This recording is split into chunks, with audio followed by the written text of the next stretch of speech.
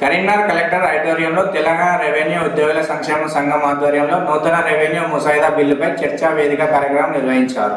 ఈ కార్యక్రమంలో MLC Jeevan Reddy, Manakondur MLA Kavvampalli Satyanarayana, SUDA chairman Komatireddy Narender Reddy, revenue association state president Banga Ravinder Reddy, treasurer secretary Gautam Kumar, రాష్ట్ర అసోసియేషన్ రాజకుమార్, జిల్లా ప్రెసిడెంట్ వెంకటరెడ్డి, ఆర్డీఓ, రెవెన్యూ అధికారులు ఉన్నారు. ఇది చాలా సందర్భాల్లో మన చట్టాలలో రాయబడ్డ అంశం.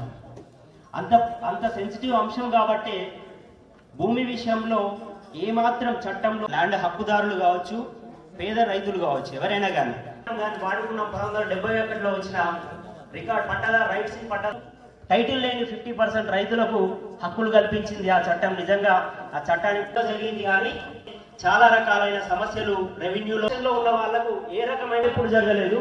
ఈవెన్ నాన్ అగ్రికల్చర్ ల్యాండ్ కూడా మన ఆర్ఓఆర్ యాక్ట్ మీ అందరికీ చెప్పాల మధ్య స్వాగతం.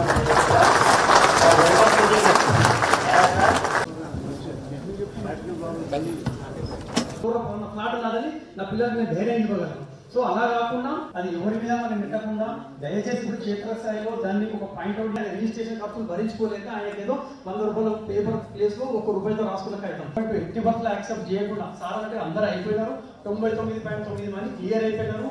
ఆ ఓడే రాకుండా మనం ముందుకెళ్ళడం ద్వారా